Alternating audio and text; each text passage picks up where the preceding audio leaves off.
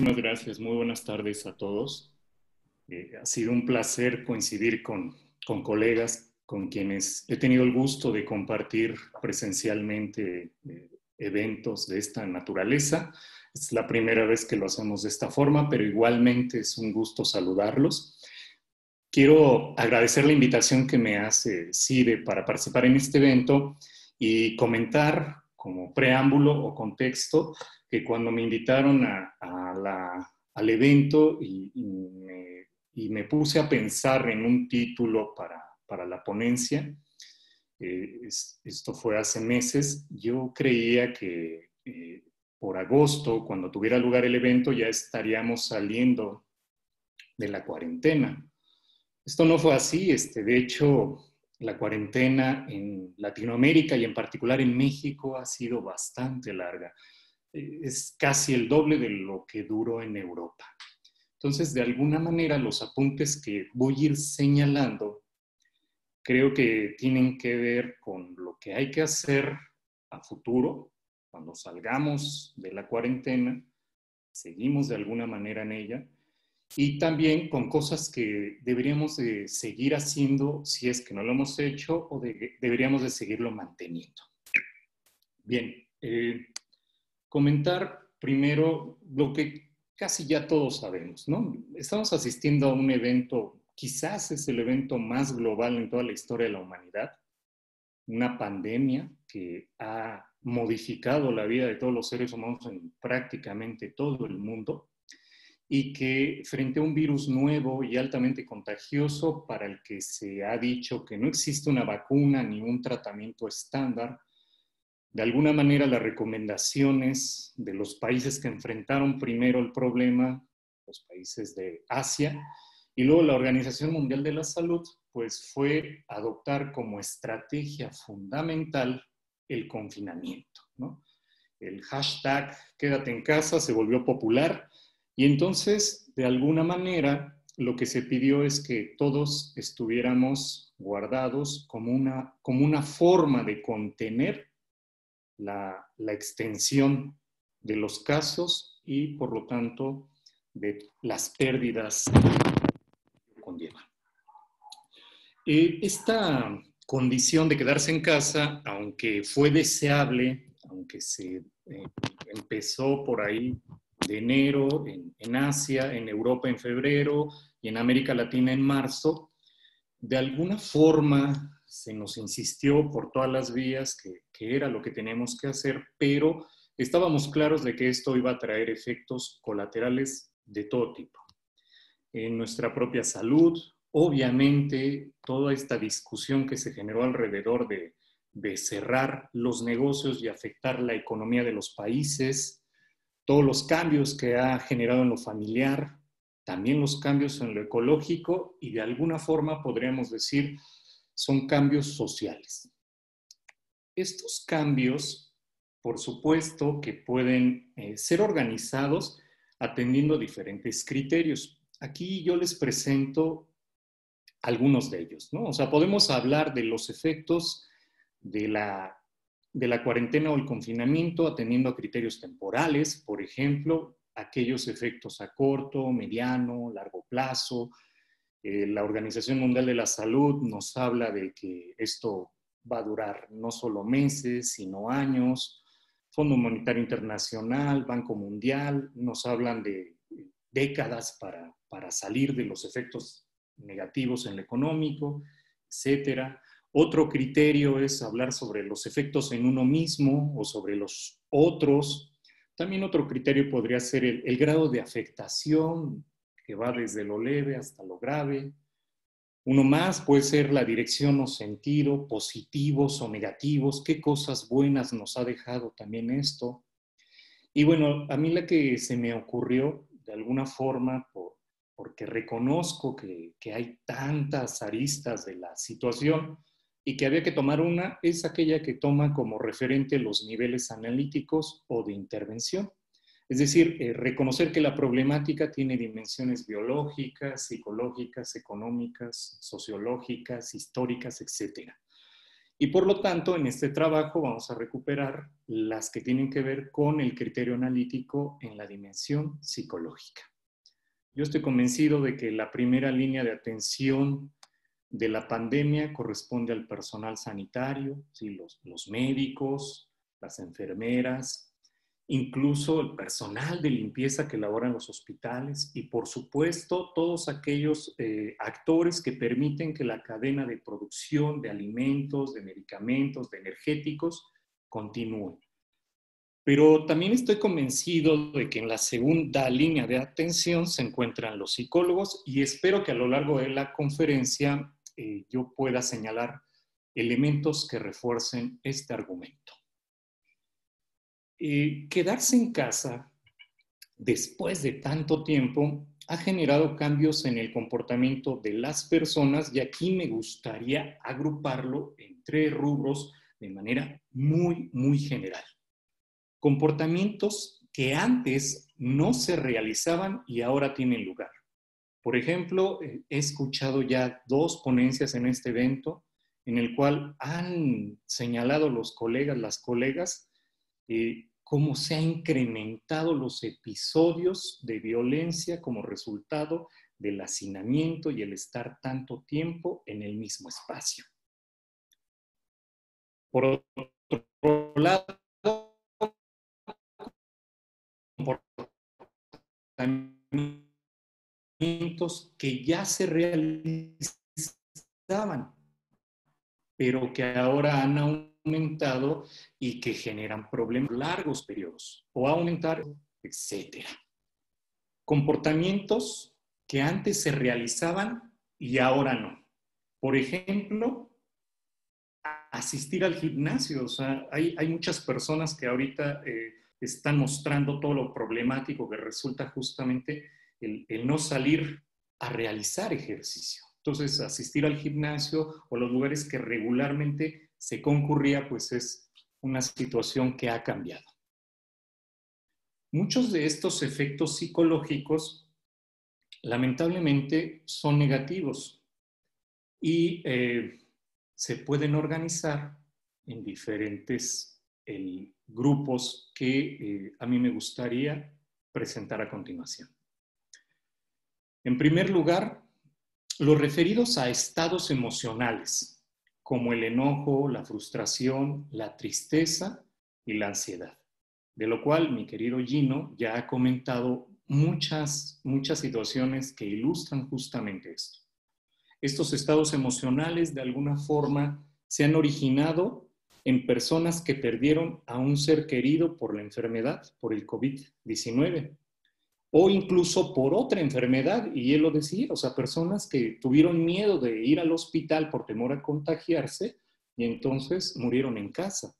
Y entonces, en el caso de las personas que murieron en hospital bajo condiciones de sospecha o de COVID confirmado, entonces, ¿qué es lo que ocurrió? Pues muchas personas, ¿sí?, no pudieron estar al lado de sus seres queridos, no pudieron verlos por última vez, no pudieron participar de una despedida típica o religiosa.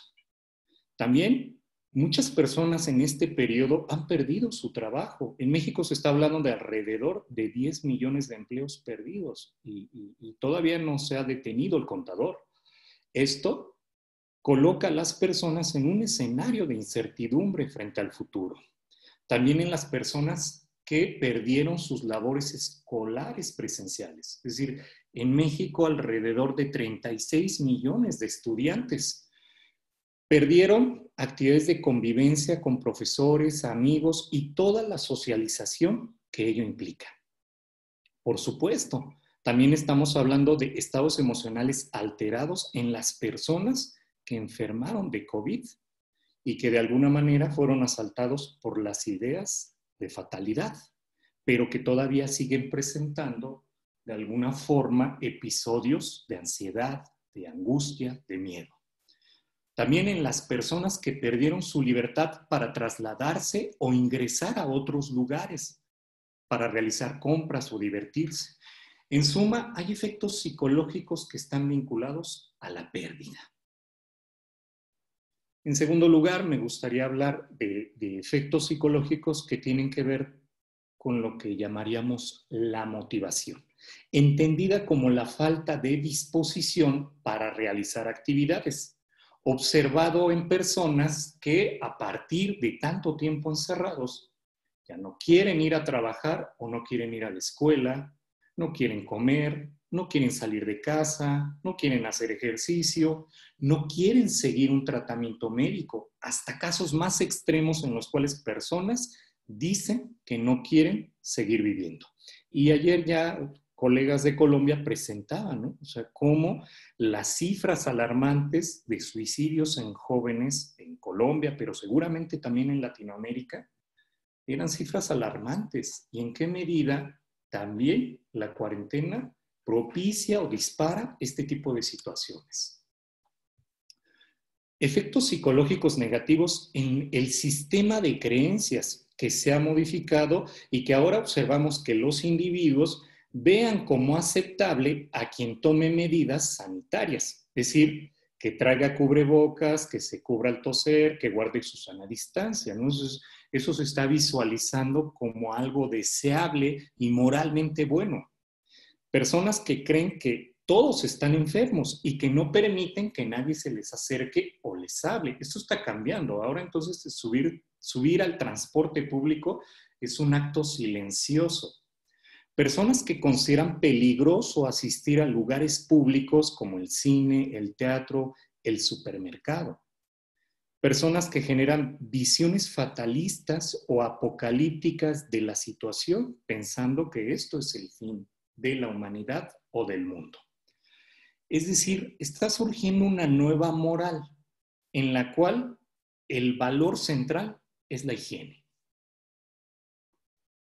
Un cuarto grupo, vinculado a las capacidades y responsabilidades, tenemos efectos o cambios en las personas que están mostrando, ¿sí?, de alguna manera, posicionamientos en la forma de asumir tales capacidades o responsabilidades. Por ejemplo, posponen actividades que les corresponden.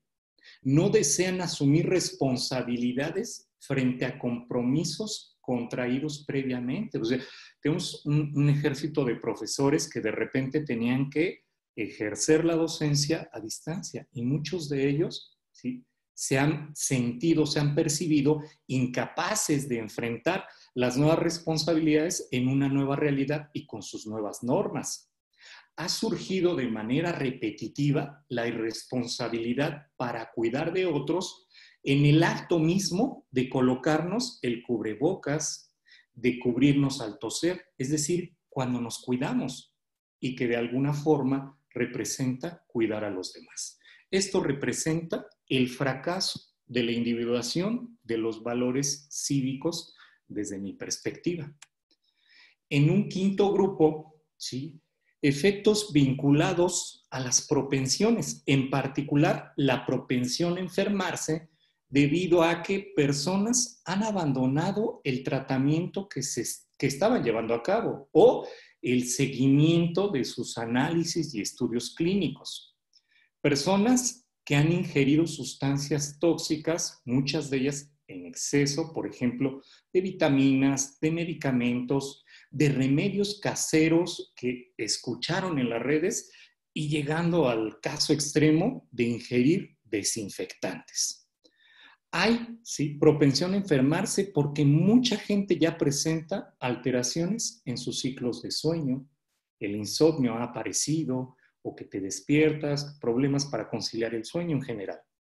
Hay estrés, depresión o ansiedad permanente, sobre todo de aquellos que tienen que salir a trabajar todos los días a espacios de alto riesgo, como un hospital, como un banco, y que de alguna forma los coloca en una situación de incertidumbre y siempre teniendo latente la posibilidad de enfermar.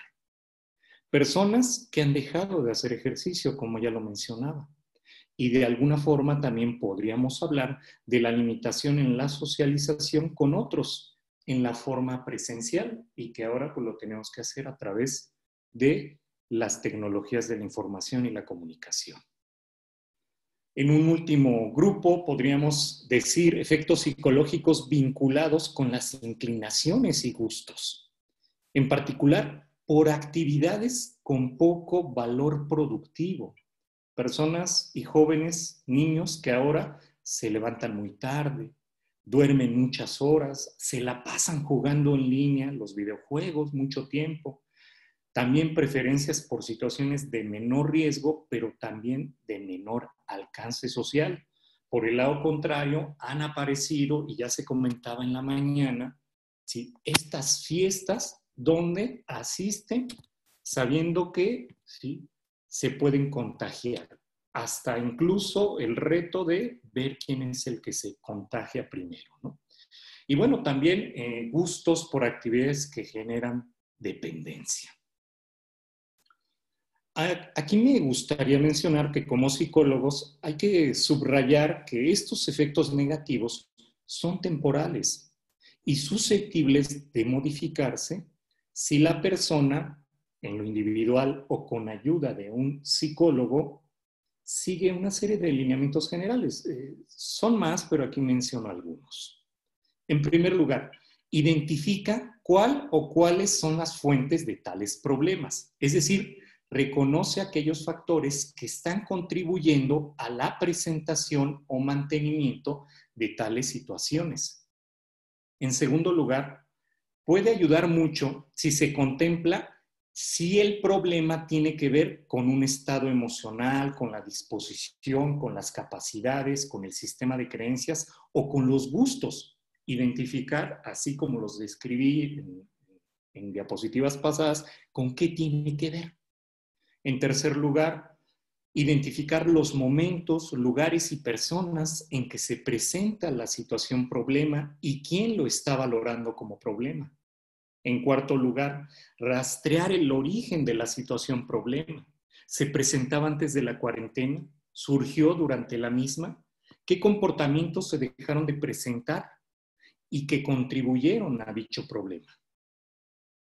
También se puede ayudar mucho responder a la pregunta: ¿qué aspectos puedo cambiar y cuáles no?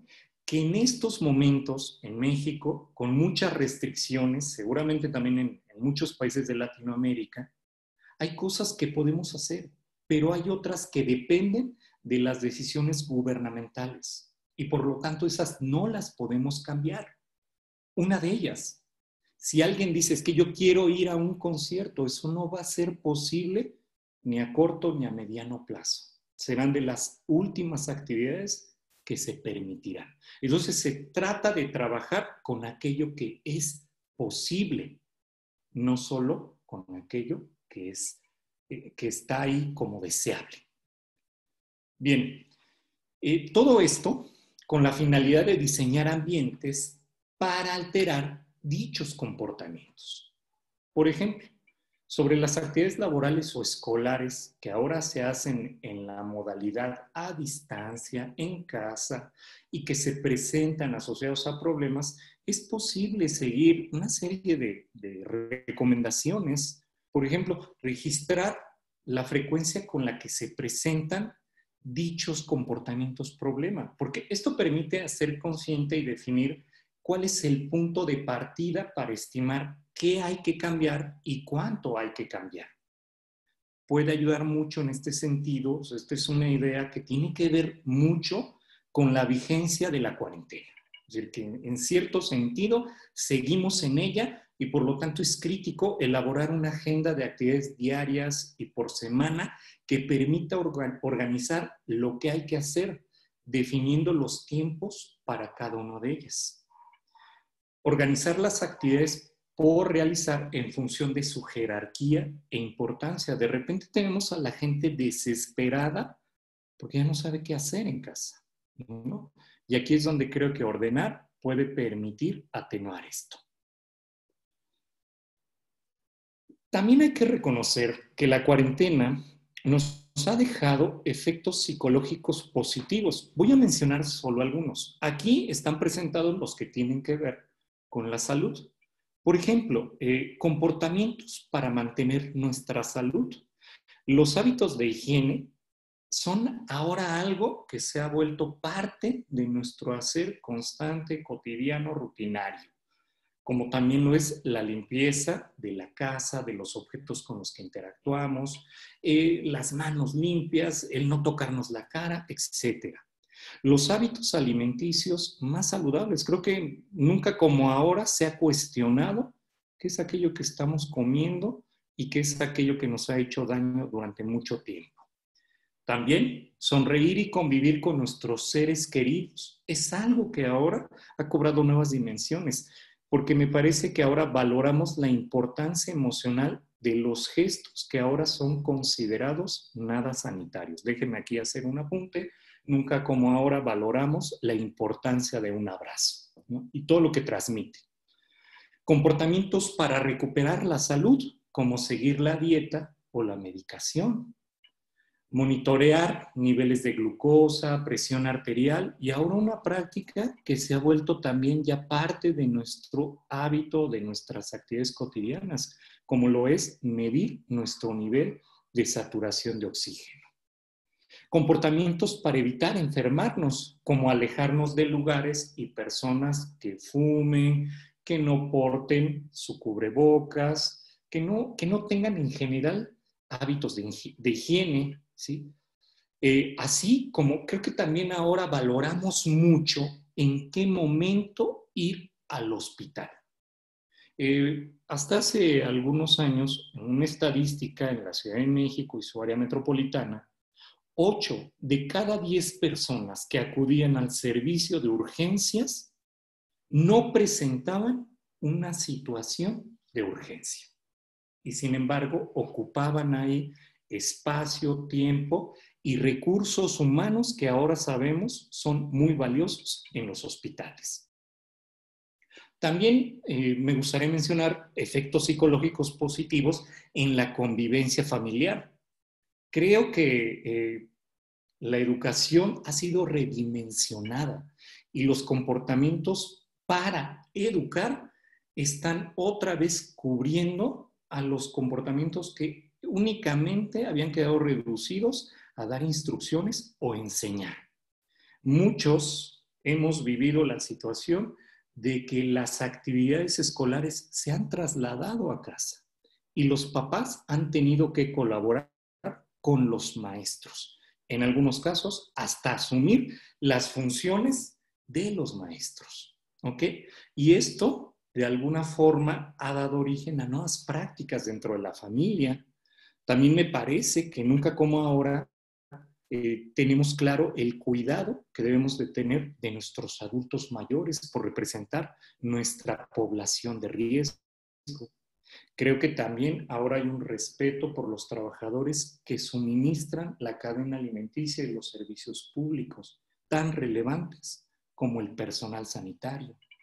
Creo que también ahora está sobre la mesa el comprar e ilustrar la administración de los recursos económicos. Ante la incertidumbre de cuánto va a durar esto, las familias han tenido que aprender a administrar, si es que no lo habían incorporado, los recursos económicos. Comportamientos para recrear, o sea, creo que el asunto de los juegos se ha redimensionado y ahora creo que en muchos sentidos se le ha adherido el asunto de jugar para divertirse y no solo para matar el tiempo. Las celebraciones han cambiado y ahora entonces creo que valoramos mucho hasta el soplar la vela del pastel o la tarta de cumpleaños. Y también el diseño de actividades para divertirse en lo colectivo me parece que han sido críticas y se han visto fortalecidas en cierto sentido.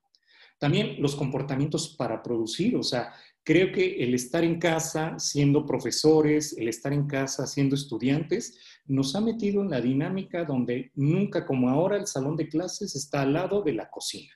Y entonces participamos de la preparación de los alimentos.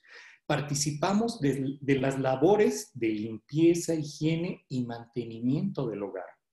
Y por supuesto, pensar en actividades que generen ingresos económicos, porque en muchos casos la población ha visto, ¿sí?, limitada o de plano cancelada su fuente de ingresos porque dependían de la concurrencia de las personas.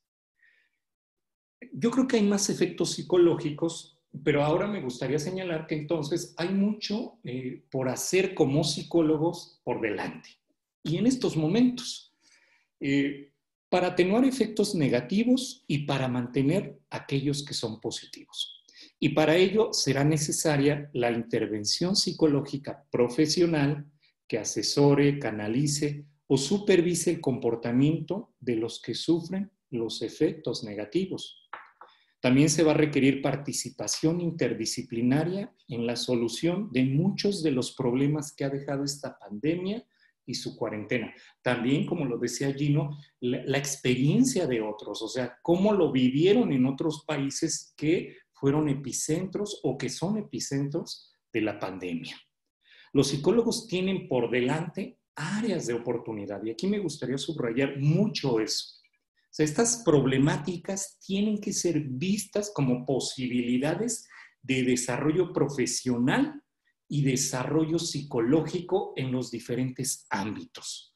En la psicología de lo que llaman la salud, la psicología educativa, organizacional o laboral, deportiva, recreativa, en suma, en prácticamente todos los ámbitos sociales. Creo que hay mucho por hacer.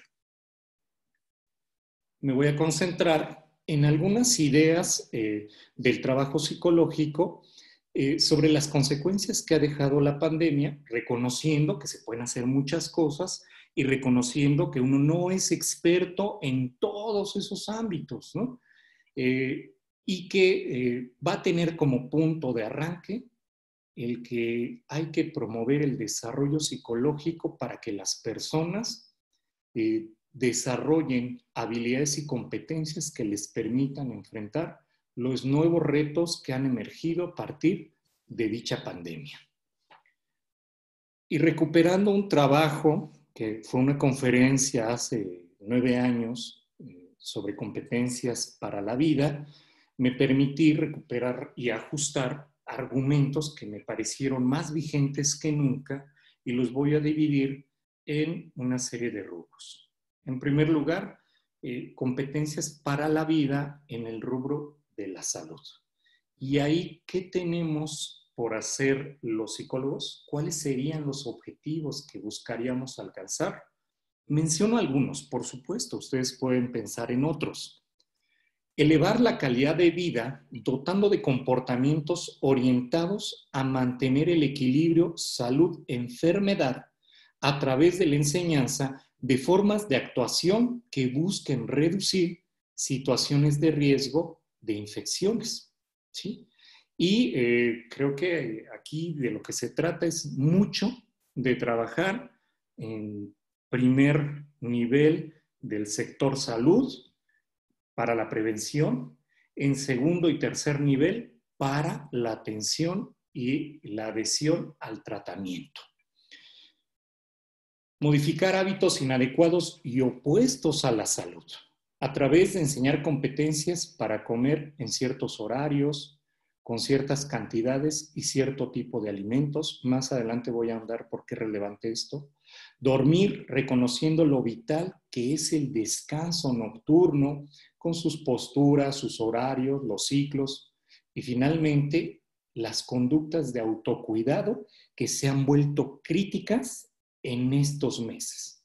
Nunca como ahora nos habíamos dado cuenta que probablemente no sabíamos cuidarnos y que pues ya en muchos casos no está mamá y papá con nosotros para hacerlo y tenemos que ser nosotros quienes con responsabilidad tenemos que asumir dichas conductas. Promover la prevención de la enfermedad, en particular de esta que ahorita nos tiene con dolores de cabeza, COVID-19, así como el agravamiento de la misma.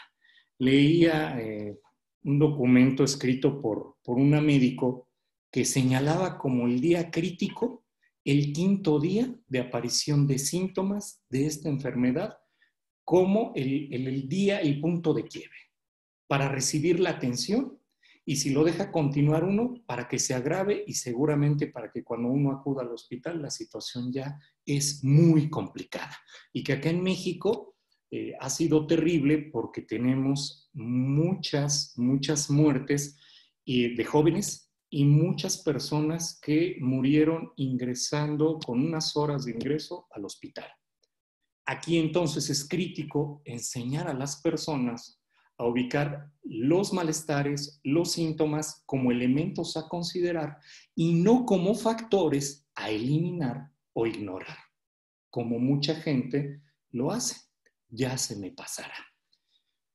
Modelar las formas pertinentes de actuar cuando el individuo ya se encuentra enfermo respecto a la ingesta de medicamentos, cuidados y comportamientos pro salud.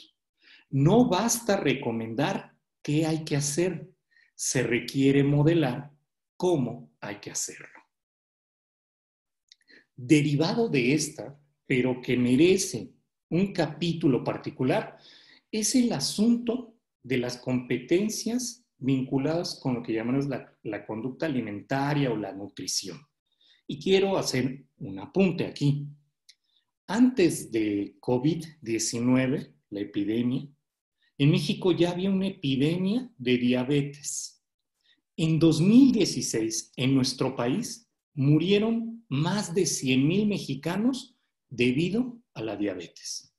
Esto da una idea de la cantidad potencial que pudo haber ocurrido por COVID, nada más por padecer diabetes como una comorbilidad. A eso habría que sumar personas con sobrepeso, obesidad o hipertensión para dimensionar qué cosa estamos enfrentando en este 2020. Hay quien ha dicho que hasta nos ha salido barato, o sea, aunque son miles de muertos, tenemos millones de enfermos. Se calcula que es alrededor del 15% de la población mexicana diabética y la mayoría de ellas no ha sido diagnosticada. Por lo tanto, los psicólogos creo que podemos colaborar ilustrando el monitoreo, el mantenimiento y el logro de un peso corporal saludable o normal. Podemos colaborar diseñando ambientes que auspicien hacer ejercicio al menos 30 minutos por día, con o sin cuarentena. Asesorar en el diseño de una dieta saludable a base de frutas y verduras, en la que se reduzca la ingesta de azúcares y grasas saturadas. También diría yo, y de todo aquello que es industrializado como las harinas. Ubicar en su justa dimensión que proporcionar la información y que un individuo cuente con ella no ha sido suficiente. Como tampoco ha sido suficiente tomar medidas como prohibir la venta de productos chatarra en las escuelas. No ha servido. Finalmente, promover competencias nutricionales cuyos ejes estructurantes sean qué ingerir, cuándo, cuánto, cómo, y esto correlacionado con las actividades, la edad y la condición particular de cada individuo, que va a hacer que su plato sea diferente al de otra persona. Creo que la cuarentena nos ha colocado frente a una situación en la cual muchas personas han expresado el que tienen mucho tiempo libre. Y sin embargo, me parece que esta denominación es incorrecta. Creo que es necesario promover competencias en ocio y entretenimiento, reconociendo que una cosa es el ocio y otra cosa es la ociosidad. Y espero con los objetivos que voy a enlistar se ilustre. Los psicólogos aquí me parece que podemos contribuir en asesorar en la incorporación de competencias que promuevan el disfrute del tiempo libre. Pero el tiempo libre, ¿sí?, es algo que va vinculado al trabajo productivo. No puede haber tiempo libre si no hay trabajo productivo. Por eso se redimensiona qué significa tiempo libre. El psicólogo puede diseñar y promover ¿sí? Competencias para conseguir el entretenimiento individual y colectivo. Es decir, tenemos a mucha gente, sobre todo en estos momentos, que se dedica a atender en hospitales y a atender las cadenas de suministros para que los demás podamos tener un alimento en nuestra mesa, servicios en nuestra casa, ¿sí? Personas que llegan a casa a descansar, pero que falta este componente de entretenimiento y de disfrute.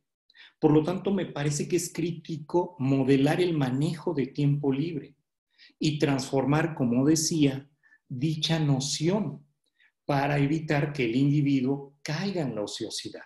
Una persona, ¿sí?, que tiene todo el día sin hacer cosas va a incurrir en eso que llamamos la ociosidad. En cambio, una persona que está destinando parte de su día a actividades escolares, laborales y después actividades de entretenimiento, entonces podríamos decir que tiene actividades de ocio.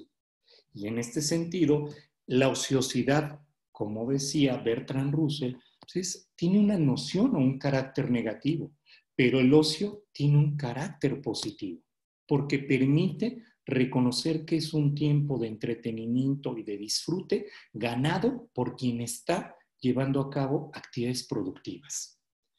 Los psicólogos creo que podemos contribuir de forma interdisciplinaria en el establecimiento de habilidades para la recreación, la recuperación y el descanso de los trabajadores. Podemos colaborar en la educación para configurar el trabajo como una actividad necesaria, productiva y positiva, así como revalorar el papel y existencia del ocio, que vaya más allá de espacio para recuperar energía y seguir trabajando. Entonces, a mí me gustaría mencionar una fórmula sencilla. Nuestro día partido en 3.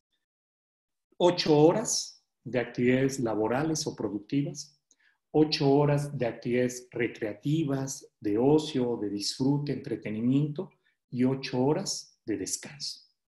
Finalmente, ¿sí?, aquí entonces ustedes pueden reconocer que los psicólogos podemos socializar esta triada: comportamiento productivo, comportamiento recreativo y descanso, como base de una vida laboral o escolar mucho más integral y plena. Competencias para la vida en conservación del medio ambiente. Creo que también ahora reconocemos cómo ha transformado la pandemia nuestro entorno. Los canales en Venecia se aclararon, animales en Australia, en España, se les vio paseando por las ciudades y eso a muchos nos alegró, pero creo que no debemos de quedarnos con este carácter transitorio de haber observado eso. Creo que ahora más que nunca tenemos que hacer trabajo para promover conductas del cuidado del medio ambiente por medio del reciclaje y reutilización de productos, sobre todo para la higiene y el cuidado de la salud. Sí, de repente teníamos esta tendencia de no usar plástico, viene la pandemia y se vuelve a colocar el uso del plástico en todos sus niveles. El uso de los barbijos o cubrebocas, como le llamamos acá, y que de repente no sabemos cómo se deben de desechar. Y por lo tanto hay que ilustrar las formas apropiadas de hacerlo, porque potencialmente están contaminados y estamos poniendo en riesgo a otros. Es crítico modelar la conducta de limpieza de ambientes y objetos que pueden significar un riesgo de contagio.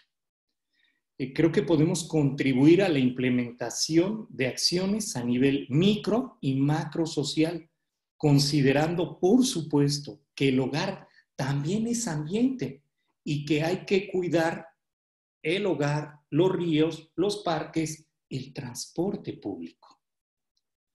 Creo que debemos de hacer trabajo para superar estrategias reducidas a la prohibición, no tirar basura. Creo que tenemos que ir más allá. Se tienen que instaurar las competencias y conductas ecológicas en las que la concientización tiene que ir acompañada del modelado o la ilustración.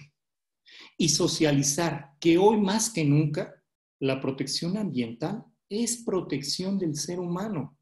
No hay que olvidar que este virus pasó de un animal, el pangolín o un murciélago, a un ser humano, entre otras cosas, porque se violaron espacios y prácticas ecológicas.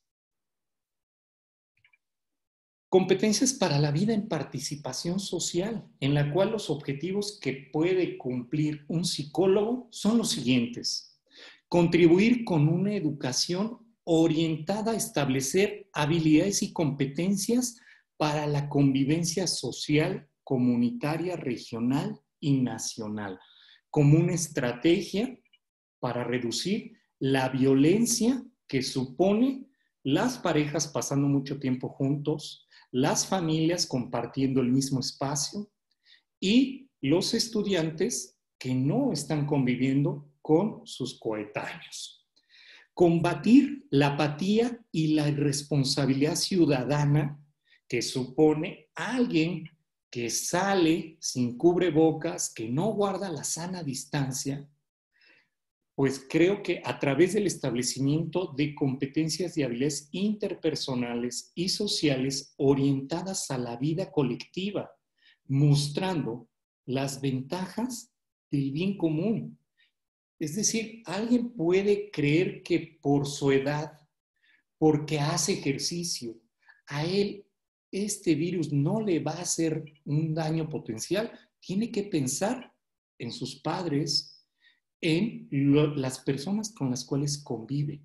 Y hay que mostrar los beneficios de cuidarse. Es, creo yo, un ejercicio cívico tremendamente crítico. Creo que también es clave promover competencias para solucionar situaciones problemáticas que se derivan de no respetar las normas y reglas de higiene. Es decir, hemos visto en las redes, en los medios de comunicación, personas que quieren ingresar a supermercados, a centros comerciales, sin las medidas que han sido señaladas, anteponiendo sus intereses y no los de la colectividad. Entonces, me parece que ahí hay mucho trabajo por hacer. Finalmente, modelar competencias lingüísticas para concientizar a otros sobre los efectos negativos de los actos de irresponsabilidad, desinformación. O sea, estamos en la época en la que hay más información contradictoria, muchas fake news, y creo que hay que atacarlo porque se comparte sin investigar. Y esto tiene que servir para desarmar la polarización ideológica y política que tristemente en muchos países se le ha dado a un asunto de salud, como lo es el manejo de la pandemia. Finalmente, competencias para la vida en algo clave, individual, pero igualmente la cuarentena nos ha enfrentado a muchas personas, ¿no? ¿Qué va a ser de nuestra vida? El futuro y nuestros planes a corto, mediano y largo plazo. Creo que la pandemia cambió la valoración de la vida, nos mostró lo frágil que es, así como del mundo, que el mundo se puede paralizar de un día para otro y que el futuro se puede detener en la medida en la cual perdemos a seres queridos. Por ende, es crítico participar de la definición de qué mundo queremos, de qué futuro. Y esto tendrá que ser en diferentes niveles, en lo individual, en lo familiar, en lo local y en lo global. Hay que asesorar en la formación de competencias para plantearse y sobre todo replantearse objetivos en la vida. Muchos hemos tenido que hacer ajustes a lo que habíamos planeado. Por ejemplo, los viajes, por ejemplo, el cambio de hogar, por ejemplo, el ingreso a la carrera, por ejemplo, el irse a otra ciudad a residir, etc. Creo que las personas en este 2020, muchas personas están viviendo, sobre todo quienes ya cursaron por la enfermedad, quienes vivieron de cerca la recuperación de un ser querido, están viviendo esta situación como una segunda oportunidad. Y hay que aprovecharlo. Los psicólogos creo que podemos contribuir a diseñar situaciones que contribuyan a la felicidad de las personas, sobre todo considerando lo siguiente, colegas. Los cubrebocas están ocultando las sonrisas. Las medidas de higiene han prohibido los saludos de mano y de beso, que ahora son vistos como peligrosos, y los abrazos como antihigiénicos. En esas condiciones, ¿cómo podemos ser felices? ¿Ok? Hasta que nos quitemos el cubrebocas, creo yo que no es opción. Finalmente, asesorar a los individuos para que sean capaces de establecer armonía entre lo que desean en lo individual, lo que necesitan en lo familiar y lo que es posible en lo social, para que lo articulen con aquello que los hace felices. Por último, subrayar que nuestra condición humana se configuró superando adversidades. Esta es una de ellas. La cuarentena nos ha planteado una serie de problemas y sacudió nuestra visión del mundo. Pero justamente estos retos van a potencializar nuestra capacidad de afrontar y solucionar problemas.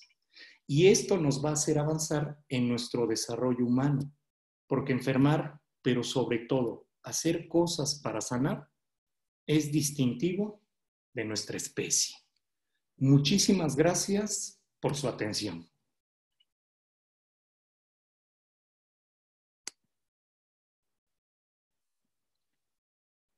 Bueno, y tenemos un espacio para preguntas. Me imagino